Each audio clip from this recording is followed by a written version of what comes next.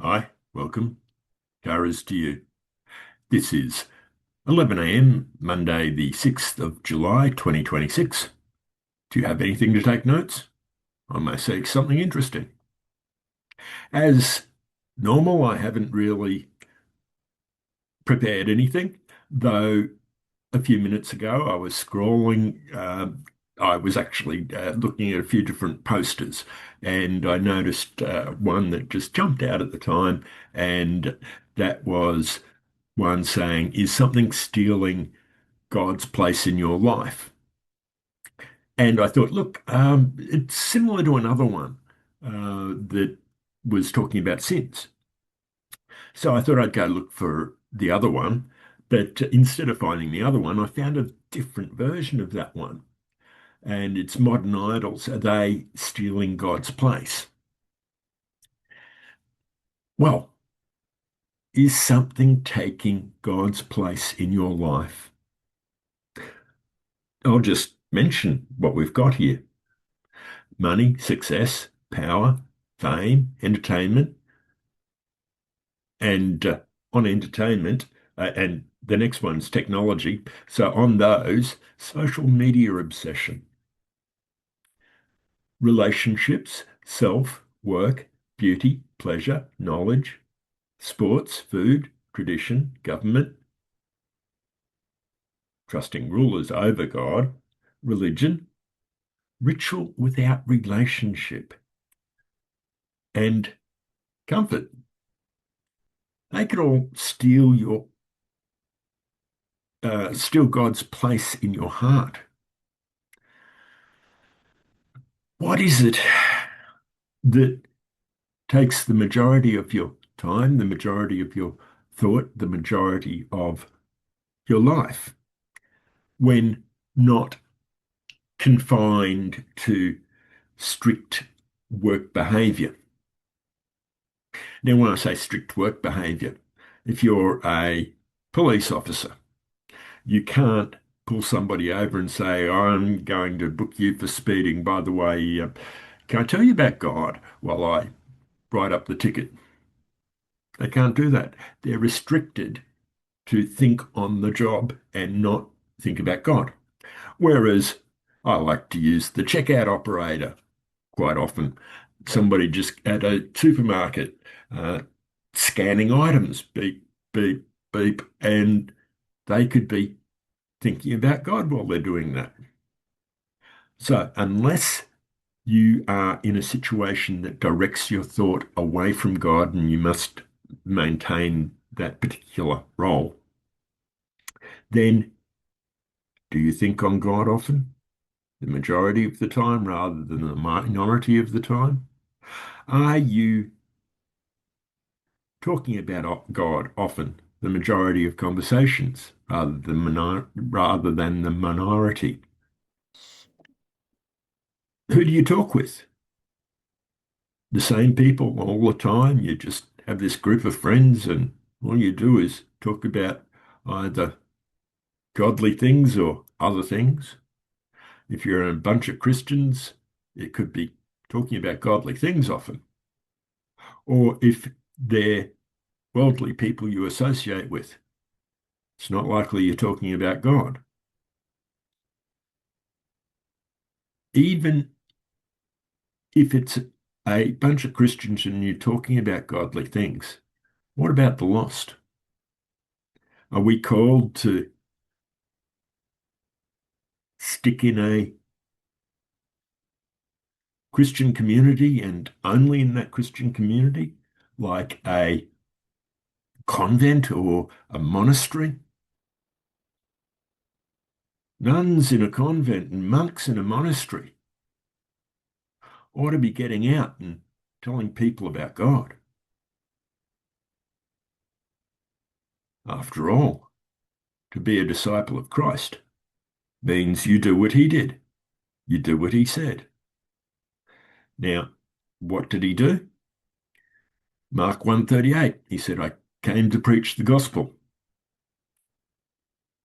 So, if he came to preach the gospel, that's what we do. We tell people about God. saved and unsaved, ideally more so, the lost, because sure, you can teach the saved if you've got something different and valid. When I say different and valid, if the people that you're talking to already get the same information you're giving from other sources, like Joseph Smith or whoever. Joseph Smith. Joseph Prince is who I meant. Joseph Smith was either the founder of the Mormon or Jehovah's Witnesses, one of those. And I've just got that name around the wrong way a moment. Though Joseph Prince, for example, if what you preach is the same as what he preaches, then why not just direct people to watch him? And then use your time telling the lost about God. After all, everyone is called to evangelism. So, what's stealing that time and those thoughts? Could it be one of those things? Money, success, power, fame, entertainment, technology, relationships, self, work, beauty, pleasure, knowledge, sports, food, tradition, government, religion, or comfort. There's a lot of things that you can replace God with in your life. What we need to do is not focus on God from our own self either. We need to build a relationship with God and let God fill our lives by his effort. What am I saying there? I'm saying we need grace. And I'm not saying we need grace as in, oh, the modern understanding of grace, unmerited favor. No, I'm saying the original Greek word translated into grace, charis. Now, charis has a little itty bitty aspect of unmerited favor, but it's certainly not unmerited favor. A judge can give unmerited favor, can say to someone, right, you committed a crime, I can send you to jail for a year, but I'm going to let you off. That's unmerited favor. It's a pardon. Same thing. So let's say unmerited favor is like a wire. You can find wires in houses, electrical wire, and you can find wires in cars, wires in TVs, or lots of different things. Let's look at a wire in a car. Let's say charis is a car, and that unmerited favor is the wire. Again, you can have a wire in a house, an electrical wire in a house, like the judge can give unmerited favor without God having anything to do with it. Or you can have unmerited favor in God, that same wire, electrical cable, in a car. Yet, does that make the wire a car or does that make the car a wire? No. It's just a very small aspect of it. Unmerited favor is just a very small aspect of charis, because charis is God turning your life away from a sinful life and teaching you and turning you towards Christ to be more Christ-like and to be more godly. It is an action that starts before you even know of God. It is the action that turns you to God. It's the action that makes you commit to God, makes you to make that decision. And it's the action of the Holy Spirit teaching you everything. Firstly, of course, you learn from the Bible and you build a relationship with God, knowing who God is because you've read about God in the Bible. And from that knowledge of the Bible and knowledge and relationship with God, you go and reveal God to others. And part of that, including in that, is God doing these things and changing your life and relating to you through the Holy Spirit in your heart.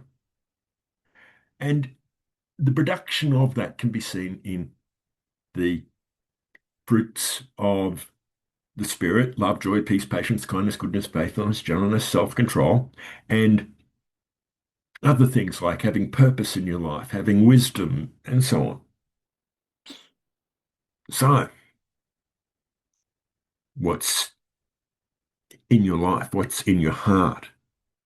God or something else? What's taking your time? God or maybe a lot of those things.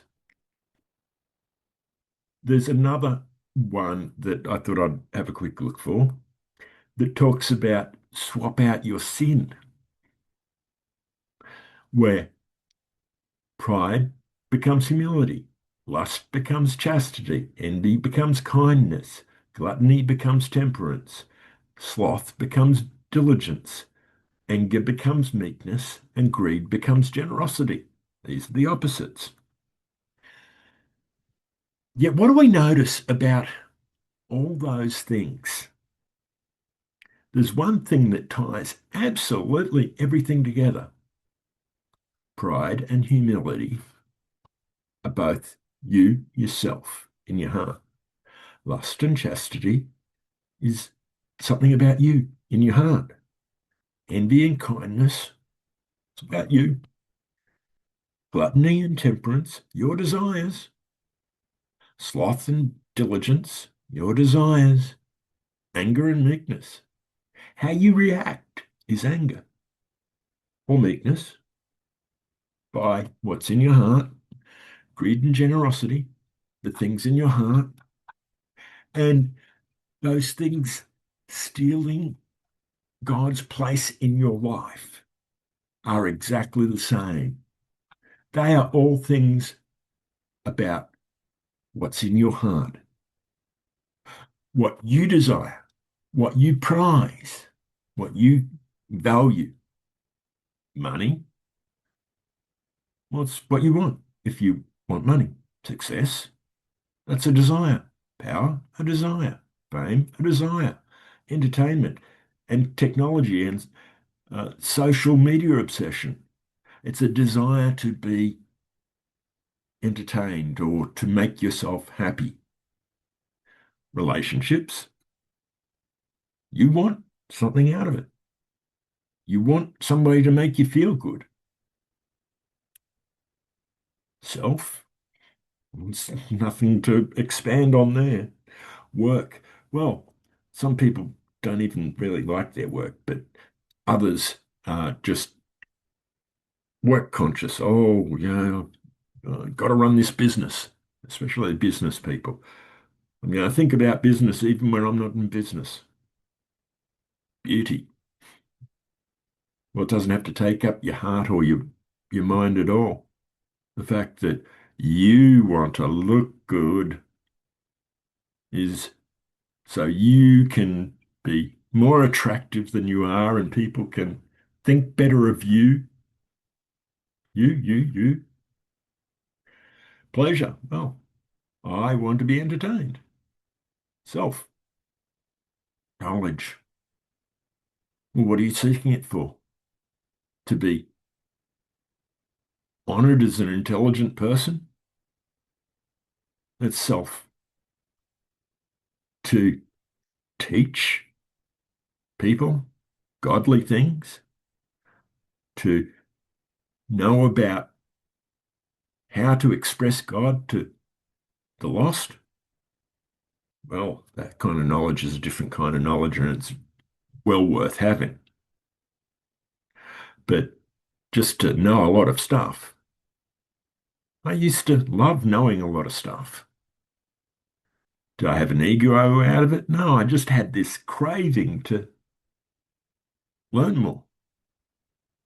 I didn't find entertainment for entertainment's sake interesting. I found learning about things I don't know interesting. Yet, if you're gaining knowledge for God's sake, so you can express God to the lost, well, that's a valid reason to have it. But otherwise, it's still something that you want for you. Sports, why do you play them? It might be as simple as, I want to keep fit. Well, it's something for you. It's not a bad thing for you in that case, but something for you. I want to be the best in the game or best at the sport. Oh, okay. Well, now we've gone into pride and ego.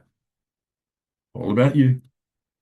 Food, gluttony. Oh, I just desire to have that sweet chocolate taste in my mouth. I want to fulfill my desires. Self. Tradition and customs. I tend to think there is a self-feeling about that. Adhering to customs, you are not doing that to, well, so you could be doing that to please others, but why are you trying to please others in that case? If you're trying to please them through tradition or customs. If you're trying to please others through tradition or customs, you want them to like you, do you not? After all, people that don't care whether others like them tend to be rebels, don't they? Government considering promoting political parties and that, you're all but worshipping them because you want what they offer. You want what they say. You think their programs will suit you. So you want others to vote for them because you would benefit. Religion. People want to believe that they're going to be going to heaven or something like that. So they go and do religious things to get there. Now, religion in biblical times had a different meaning. The word charisma was from biblical times. But in biblical times, charisma was the production of grace. And when I say production of grace, more so in the gifts of the Spirit, prophecy, tongues, healing, etc. The ability to have the Holy Spirit work through you for the benefit of the church. That's what charisma was. Yet today it's someone who is appealing. Now that appealing is either a entertaining type speech, the way they talk about things, or it can be the things they talk about and the way they present them, even if they're not entertaining. Adolf Hitler was considered to have charisma. He would talk about this or that and whatever it was in the German language, not the English language, and it was pretty impressive, even though it wasn't entertaining, yet still charismatic, the impressive side. The word is different. Charisma meant gifts, and now it means a attraction, not necessarily physical attraction as in, oh, they're good looking or anything, but attraction to their personality or to what they say or how they say things, etc. is charisma. Different. to what it used to mean. Well, religion's the same. Religion in the Bible used to mean to be charitable and the like, to take care of widows, to feed the hungry. Yet religion today is now a person trying to seek a higher spiritual plane or to seek godliness in their life or to reach heaven or them trying to gain something higher, a transcendence, because the word transcend means to go up higher, a transcendence in spiritual matters under that person's effort. That's what religion is considered to mean today.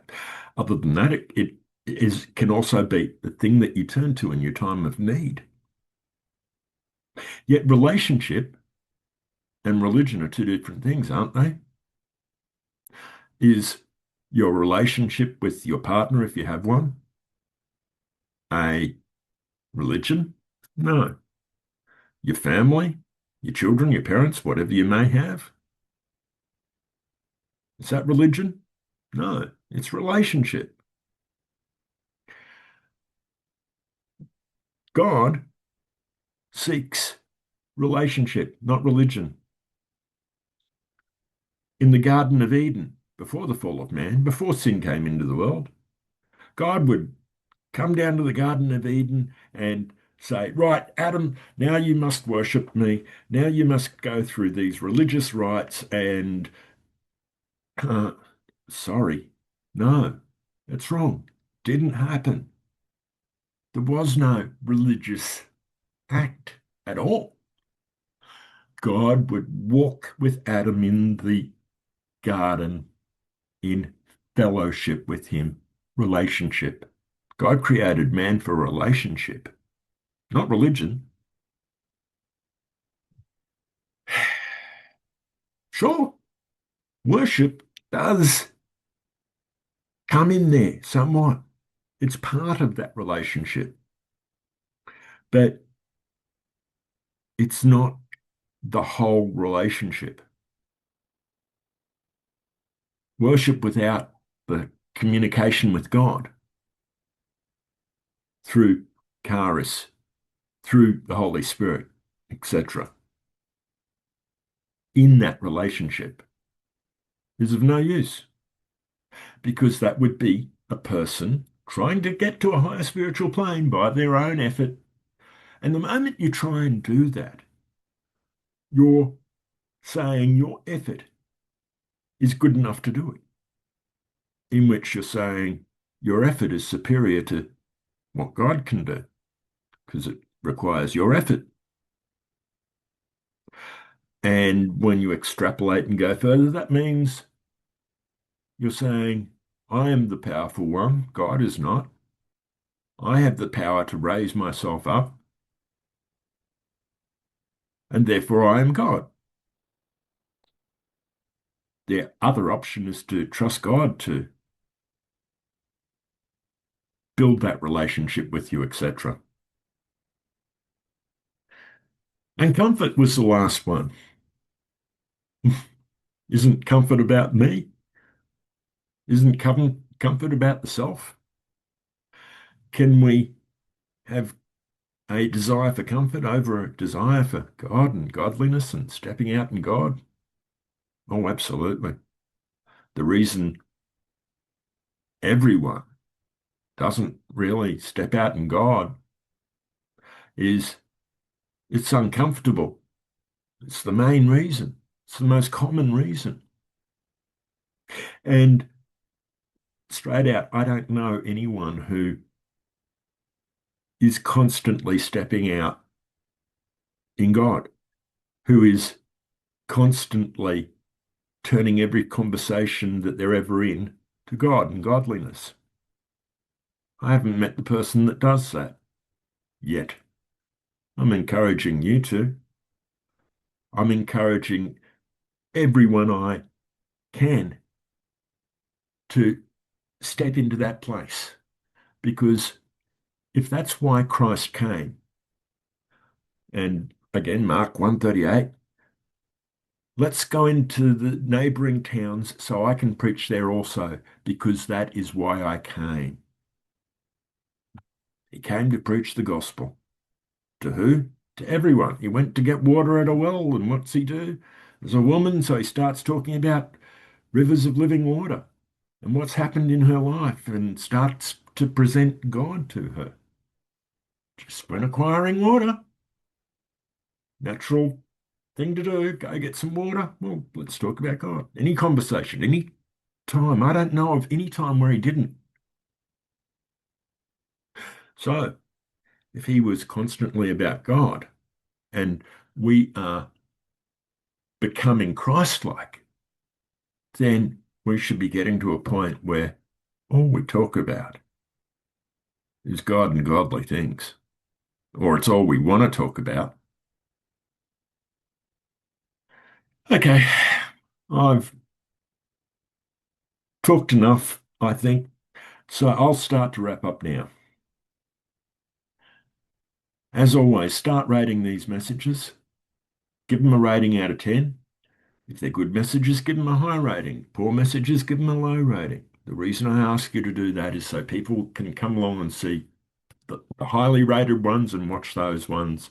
The low rated ones, it's like, okay, well, I can't watch every single video. There's more than one video a day. So it's just a lot of videos. So I'm just going to watch three or four a week. Three or four a week, I've got to cut out at least half of them.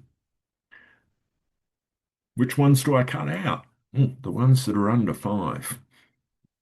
You get it? If they're good videos, get them out there, post them on to people, email them to people, create, post a link on a forum or whatever. Invite people to the Facebook group. It's time to step up. For me, well, the more this group grows, the more money I throw into it. I throw into it for advertising. I throw into it for other expenses. I pump in at least $100 a week minimum. $200 a week is not uncommon.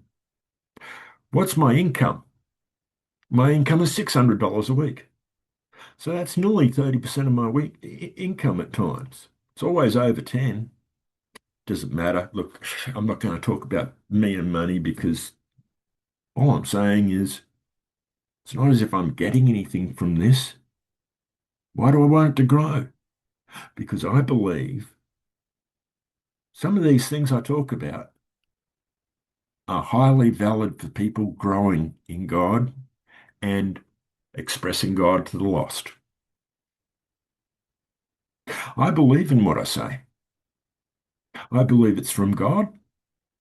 So therefore, I want to promote it with advertising, etc. So that's where my money goes, to something godly. Okay, look, as I said, I'll wrap up there. Wherever you're at in God, we'll help you advance if you contact us and start talking to us about it. Bless you. Govern well. Car is to you.